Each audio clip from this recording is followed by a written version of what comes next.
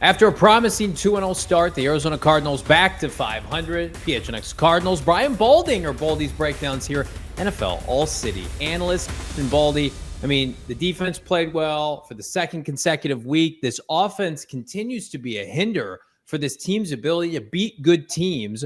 What are you seeing? Give us your overarching kind of narrative with regard to like the problem with this offense right now.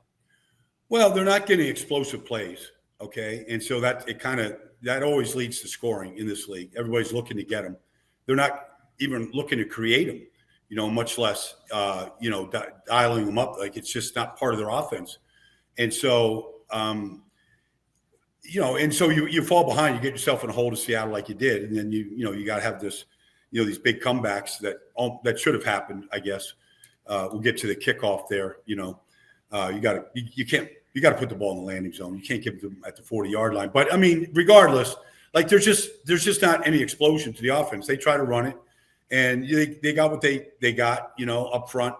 But that's a good front in Seattle. I mean, they're very, very talented. They're big and thick in the middle, and Murphy and Big Cat Williams. I mean, they give everybody a hard time. But regardless, like there's plays that you got to make in the passing game. You got to at least try, and it's just not There's just not a lot of design or ingenuity. You watched Denver last night against Cincinnati, and they've got an answer to whatever you want to send at them, almost predicating their offense on the predictability of what they're going to get defensively. And I just don't see that right now. And maybe part of it is the quarterback isn't good enough at this point. I mean, the story of the game really felt like it was Marvin Harrison Jr., the tale of two halves there, right? You had the two turnover plays. One, he stops a route on a Kyler scramble drill. The next, he fumbles the ball, a potential catch into a defender's hands. Then he bounces back, Baldy, and then we see what we've wanted to see, Marv. It's 2nd and goal from the 16 after a penalty, and he goes and he high points a ball over Devin Witherspoon. Yeah. What are you noticing? What are you seeing from Marvin Harrison Jr.? Who's the true player that we witnessed on Thursday? Was it first half? Was it second half? Was it somewhere in the middle? Well, he doesn't have dynamic energy, okay? Like even on the touchdowns, okay? Like the route doesn't look a whole lot different than the routes he ran during the day. Now, I thought both plays over the middle, you got to make that catch. You just do. I see Puka Nacua do it every week. Like I could go through a list of guys that have no fear in that spot. And I'm not saying Marvin had fear, but, he did not attack that first ball, and it got intercepted. And the second one, you got to make that play in this league. Everybody, if you're going to be an X receiver and a star receiver, you got to make that play. You're not going to get just wide open. Now, the touchdown catch against Spoon, I mean, you hope that at 6'4" and a 5-inch height advantage on Spoon that you're going to go up and take that ball off the rim like he did. That's a good sign to see. But, he's not a dynamic route runner. He's kind of a glider, which is okay, I guess. But I don't see great separation or him really working his routes in order to create that separation, to give the quarterback something to really look at and stay on a consistent basis. I just don't see a dynamic energy coming from Marvin at this point. It's a great point. We feel like this offense sleepwalks its way through quarters, halves. Yeah. I mean, Baldy, we're going to stick with the offense because it's plaguing this team right now. You look at somebody like Quentin Johnson, who was considered a bust before Jim Harbaugh got there, and they have reinvigorated him as a player, and now he can suddenly play in the NFL. Like he's suddenly a top receiver for them. How much of this is offensive coaching? Because again, it's like the chicken and the egg thing. Is the personnel not good enough? Is it the people who pick the players? Right now, the Cardinals, I feel like they have too many good players to be the 28th best offense in the NFL. Am I wrong? Yeah. Well, I mean, they've kind of been stuck there since Jonathan Gannon took over. They've basically been in that same spot. Hadn't changed a whole lot regardless of the personnel. And so it's an issue. But I do think coaching and coaching offense is a big part of it. And there's not enough good offensive coaches in this league that really take advantage of using your personnel to their advantage right now. And I don't see the creativity necessary to really get guys open outside of the tight end who, is a great player. But I don't see a lot of great design to the offense at this point. But the quarterback has to see more and play better than what he has played. There just has to be another jump. If he doesn't, then the Matt Staffords of the world and the guys that, are consistently winning, you're going to see a difference. But you've seen Daniel Jones going for the Giants, who looked like he was, roadkill in New York. And now you see him with Shane Steichen, and he looks like a completely different player. Baldy, I really want to quickly follow up on Kyler Murray, because a big topic of discussion on our show is this offense isn't a great fit for him. They've been 12, 13 personnel heavy since Kyler came back from injury with Jonathan Gannon and Drew Petzing. That's what they want to do. Well, they're not running the ball effectively like last year. They lose their top two backs, and we saw them play most of Thursday night, not only in the gun, but it was, 10, 11 personnel with multiple receivers. Do you feel like now is kind of the break glass in case of emergency? Like you've tried your heavy personnel, you've tried to go under center with Kyler Murray, with people offensively, maybe jobs on the line. Now's the time to try to revert back to maybe what he did well with Cliff Kingsbury. Well, I mean, that's the offense that he came out of, even in Allen High School in Oklahoma, and with Cliff, it was run and shoot at some level of that, And so he likes that. He's familiar with it. But you have to adjust to your personnel. Like James Conner's not coming back, and so those 5 yards on first down that you could just pound it in there and you could pretty much get, you knew where you're going to be on second. Like that might not happen right now. So you better kind of play to your strengths and figure out maybe another way to move the football. And that's what September is all about in this business. You're 2-2. All right. Whether you're 4-0 or 2-2, the most important thing in September is to figure out who you are and the best way to maximize your skills on your team. And I think right now it might be, 10, 11 personnel. I mean, it might be the best way to go about doing it. Let's get back to Kyler and Marvin Harrison Jr. because it's such a pivotal connection for this team and its success potentially going forward. Outside of the 2 turnover plays, there also was some miscommunication where, maybe there was an option route that Marvin didn't pick up on correctly, but there were 2 balls that hit the turf far away from where it should have been. Talking to Drew Petzing earlier this week, he says, that's happening all around the league. I don't see it the same. What do you think? I would call Drew out on that. Like that is not happening all over the league, and it shouldn't happen. You should know there is a point where a play gets converted, and the quarterback and receiver has to know that. They just have to know it. But to say it's just to use the excuse that it's happening all over the league, that's not just us. That's not. Who cares? Even if it is happening around the league, who cares? Like, why isn't it happening to us? That's the question. Why is it happening here? And it's not just last week. It's been going on. If it was just 1 week and 2 plays, that'd be one thing. But we've seen this too frequently between those 2 players. And so are they communicating? What are they talking about? What are they discussing all week long against looks, coverages, down distance, where you're at on the field?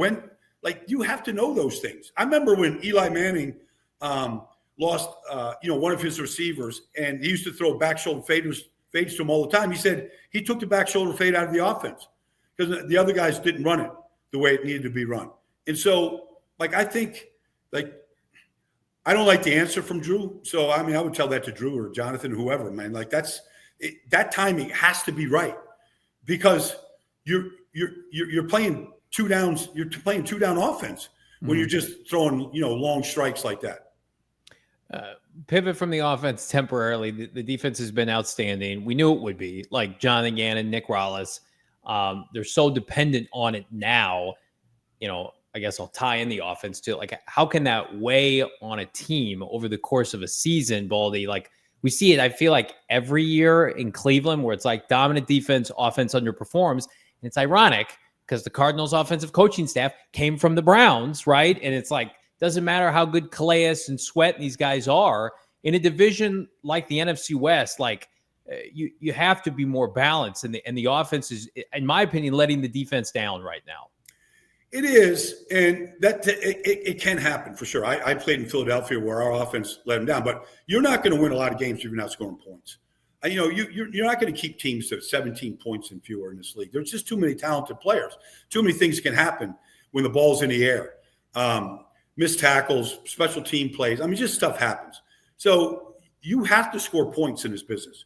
Otherwise, every defense is at some point, because you can only take the ball away so many times. You can only make so many third down stops. The best thing that can happen tomorrow is for San Francisco to beat the Rams.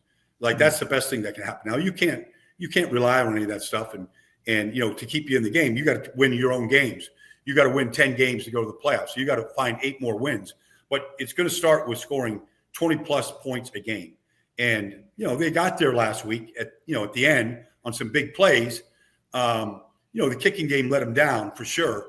But, maybe you shouldn't be in that situation. So the defense, I'm not worried about the defense right now because they are playing good and they've been shorthanded at corner and they're trying to overcome that. And that's good on their part. But at the same time, I think the defense has good veteran leadership on it. Mack and Calais. I think they're in Buddha. I think they're in pretty good hands. Jalen Thompson with some veteran guys that can keep that together for a while longer. But they can't do it all year long. Yeah, I mean, look, you have the winless Saints. You start with them. Carolina's got 1 win. We know about San Francisco being undermanned. And then you've got this game against the Titans. But Baldy, in the next couple of weeks, you're facing Colts. You're facing, the Packers. Those are some high-scoring offenses. Kyler Murray's talking about they understand they have to get off to a hotter start. What's it going to take to jumpstart this offense to really kind of get going so they don't fall short and have to play the comeback game against those 2 high-powered offenses going forward? Well, I think they got to be more proficient in the passing game. That's where they're lacking right now. And that's where it doesn't look like there's a lot of outside of McBride. It doesn't look like there's a lot of go-to guys you can feed right now on a regular basis. But it starts with the passing game. I think and that's got to improve all the way around, whether it's route combinations or how you're attacking or what personnel you're attacking from. But they've got to be better in the passing game than they are because in this league you got to score points. You just do. And there's different ways to score. Yes, the defense can do some things in special teams, but the offense's job is, to put up, 21, 24 points a game. That's their job, and they got to get to that right now. How much do you commend a team like Seattle who opted, unlike the Cardinals, who very much ran it back offensively? Seattle goes out, they fire their OC, they hire a new one, they trade away Geno Smith, they bring in Sam Darnold, and that's a team that won 10 games. I mean, really, Baldy just kind of shows you, does it like this division is not for the faint at heart. And sometimes, unfortunately for the Cardinals, you're feeling like they're maybe a little bit too patient in a division that is not patient. San Francisco, uber aggressive. LA Rams, same thing. But I feel like maybe in a different division with Kyler and JG, like you'd have more immediate success. Not in this one. Well, we'll find out. I mean, it's just 1 month. Seattle is playing good football, and they took the Steelers apart, in a big win. But they're a good football team. And we'll see what Clint Kubiak and Sam do. But, I mean, that was a bold decision right there to blow the offensive coordinator out and the staff out like that and go, this is not how we want to play football. And so I commend him a great deal. And, look, Geno is struggling. Maybe, they made the right move at the right time. We'll see how it all plays out. But sometimes it's the right thing to do, to be impatient and blow it up. And then sometimes the right thing to do is to be patient. They were patient with Nick Sirianni when things weren't great. And it's worked out. They got a Super Bowl win and been to 2 of them. So you don't really know until you play it out. But it's working out for Seattle right now. Let's talk about that kick because the defense, they don't give up a touchdown in the second half. It's all field goals from Seattle. And then, the offense goes on 3 consecutive scoring drives, field goal, touchdown.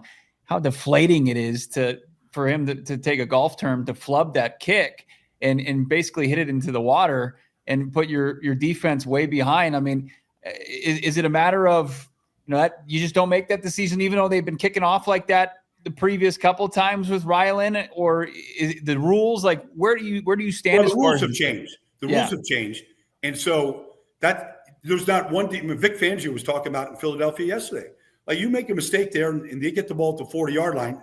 Defensive coordinators are having a heart attack right now because it one throw to Jackson Smith-Njigba, and a great player, but a jump ball, and 22 yards later you're in field goal position, and you lose the game. But you lose the game, basically. Now, you could say, okay, you got to defend that pass better. That's true. But the good teams in this league, with good quarterbacks, if you give them the ball to 40 with 40 seconds to go or whatever, or 33 seconds to go, they're going to get you in field. And, and with the balls that are out there, these kicking balls now, you get the ball to midfield. Guys are making field goals right now. So you can't let them get that far to start the drive. It's just a monumental mistake on Ryland's part. Quickly, Baldy, then we'll get you out of here. Tennessee, maybe, right now the biggest, struggling team in the NFL. Brian Callahan having a tough time with the media on Sunday. Like, this is a must win for the Arizona Cardinals, is it not? You have to take care of business against a team like Tennessee. You can't let them breathe. You can't let this team breathe. You've got to jump on top of this team. The quarterback everything is struggling. The offense line isn't very good. I didn't think it was going to be good before the season started. They thought they fixed it, and they got a great line coach in Bill Callahan. But every part of that team right now is struggling. Outside of Jeff Simmons inside, who's a beast, and you got to control him. But this is a team that you got to jump on. If you want to fix the offense, this is a good start. It's a good start to do it. Now they've been in some games. They gave Denver, a game for 3 quarters. They've been in some games, but right now the way the talk is, you want that chatter to be raised up, like literally on the sideline, and jump on this team. Baldy, I think the fan base appreciates your insight, expert analysis on this team because it matches up with what they've been seeing. So we appreciate that. You got a big game this weekend coming up? Well, look, I'm doing. I'm going to Cincinnati. They're struggling, but I'm going to see Detroit. We'll see if Cincinnati. It's a week-to-week league. They were awful in Denver. But they still got Jamar Chase and T. Higgins, and you could win a lot of games with those 2 guys catching footballs for you. So, and Detroit has had struggles in the secondary. If you block Aiden Hutchinson, you can put some points up against them. So it's week to week. Like, nothing that happened last week affects this week. Cardinals would love to put away this first quarter offensively and start anew. We appreciate you, Baldy. Yep. Check him out on Twitter. Baldy's Breakdowns, Brian Baldinger. Thanks so much, my guy. All right, Johnny Bo. I'll see you next week, man.